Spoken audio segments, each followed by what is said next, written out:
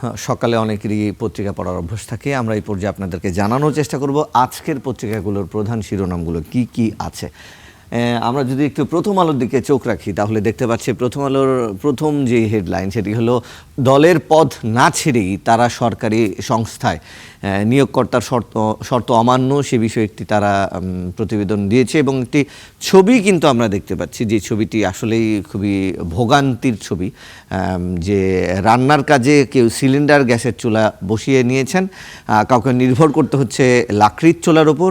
গতকাল রাজধানী মোহাম্মদপুরের নবোদয় হাউজিংয়ে একটি বাড়িতে এই চিত্র আমরা দেখতে পাচ্ছি কিন্তু যে জ্বালানি সংকট দেখা দিয়েছে। জ্বালানি সংকটের কারণে কিন্তু মানুষের ভোগান্তি বেড়েছে, সেই ভোগান্তির চিত্র এখানে স্পষ্ট এবং সেখানে গ্যাস পাচ্ছে না এবং এই যে লাকড়ির চুলায় ব্যবহার করছে সেটিও কিন্তু আসলে গ্যাসের লাইন রয়েছে। এইভাবে কিন্তু ঝুঁকিপূর্ণ অনেক পরিবেশ আসলে তৈরি হচ্ছে।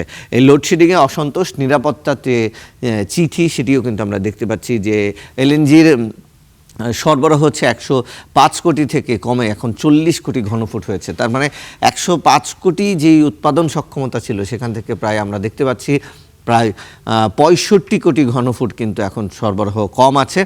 বিদ্যুৎ সরবরাহের দিকে যদি আমরা একটু চোখ রাখি, এখানে উল্লেখ করা হয়েছে বিদ্যুৎ সরবরাহ দিনে চাহিদা হচ্ছে 14,000 থেকে 17,000 মেগাওয়াট, কিন্তু সেখানে আমরা দেখতে পাচ্ছি সেখানে সর্বোচ্চ লোডশেডিং অগাস্টের 20 তারিখে আপনার 3,362 মেগাওয়াট লোডশেডিং হয়েছে এবং এরপরে গ্যাস সরবরাহের পরিস্থিতি বলেছে দিনে চাহিদা হচ্ছে আপনার 380 কোটি ঘনফুট, কিন্তু স্বাভাবিক সরবরাহ হচ্ছে 270 কোটি ঘনফুট।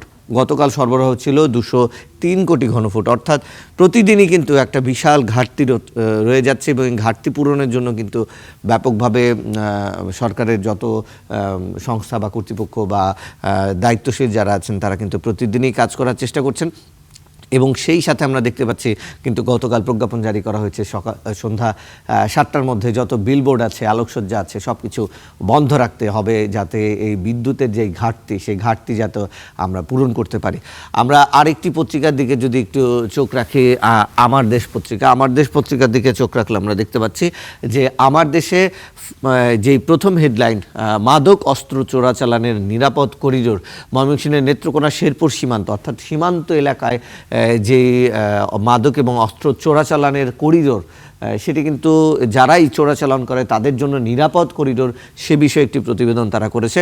এখানে উল্লেখ করা হয়েছে রাতের আধারে পাহাড়, নদী এবং উন্মুক্ত সীমান্ত দিয়ে হচ্ছে পণ্য আনা নেয়া অবাধেই সেটি হচ্ছে এবং নিরাপদে তারা করতে পারছেন। ওখানে সংশ্লিষ্ট যারা আছেন কোস্টগার্ড থেকে শুরু করে তাদের আরও তৎপরতা জরুরি বলে সেটি কিন্তু খুব স্বাভাবিকভাবে বলা যায়। অস্ত্র, মাদক এবং ওষুধের পাশাপাশি মানব চুলো আসছে চোরাপথে এবং মাছ, কৃষিপণ্য, স্বর্ণ, অন্যান্য পণ্য যাচ্ছে ভারতের উত্তর পূর্বাঞ্চলে।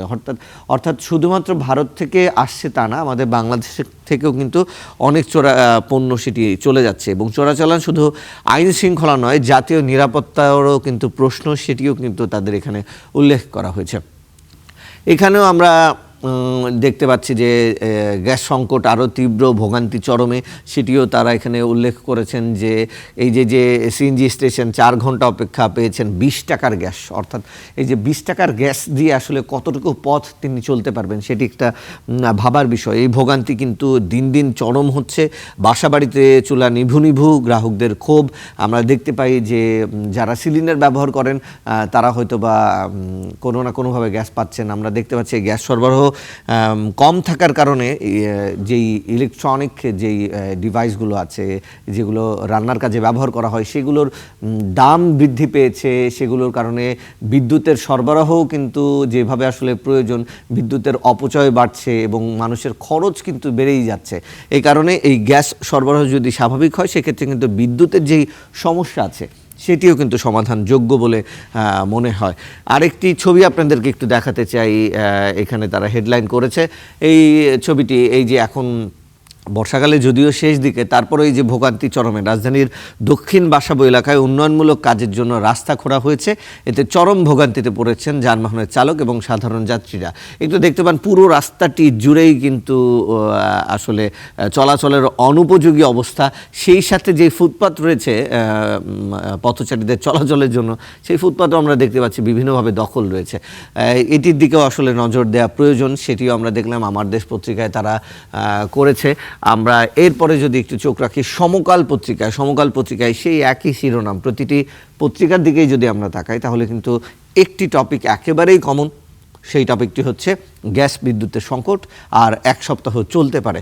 আমরা কিন্তু শুনেছিলাম যে গত মাসে যখন এরকম সমস্যা তৈরি হয় তখন শুনেছিলাম যে অগাস্টের প্রথম সপ্তাহের দিকে এই সমস্যার সমাধান হবে, কিন্তু অগাস্টের 10 তারিখের মধ্যে এই সমস্যার সমাধান, অর্থাৎ যেই লাইনে ত্রুটি ছিল সেই ত্রুটি কিন্তু 10 অগাস্টের মধ্যেই শেষ হয়ে যাবে এবং 10 আগস্ট ক্রস করেছে।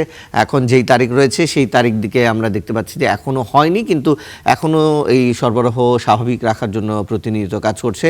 গ্রামে দিনে অর্ধেক সময় বিদ্যুৎ থাকছে না এবং নিরাপত্তা চেয়ে পল্লী বিদ্যুতের 80 সমিতি নিরাপত্তা চেয়েছে তারা। তার কারণ হচ্ছে এই যে বিদ্যুৎ থাকছে না, সেখানে কিন্তু মানুষের ভোগান্তি যেমন তৈরি হচ্ছে, তাদের মধ্যে রাগ ক্ষোভ তৈরি হচ্ছে। এতে কিন্তু এই যে পল্লী বিদ্যুতে যারা চাকরি করেন তারা কিন্তু এই 80 সমিতি তারা নিরাপত্তা চেয়েছে। জ্বালানি পরিস্থিতি যদি তারা উল্লেখ করেছে, সক্ষমতা হচ্ছে 29,000 মেগাওয়াট, বর্তমান চাহিদা হচ্ছে 18 থেকে 19,000 মেগাওয়াট, আর সর্বোচ্চ লোডশেডিং তারা বলছে যে 3,757 মেগাওয়াট। জাতীয় গ্রিডের কথা তারা বলছে এবং সংকট কমাতে চেষ্টার কোনো ঘাটতি নেই, বিদ্যুৎ প্রতিমন্ত্রী কালকে কিন্তু বলেছেন, যেটি আপনাদেরকে একটু আগেই আমরা দেখানোর চেষ্টা করেছি। আমরা আরেকটি শিরোনামে দিকে একটু চোখ রাখতে চাই। বরিশালে আদালত ফটকে বোমা বিস্ফোরণ, সাভারে উদ্ধার।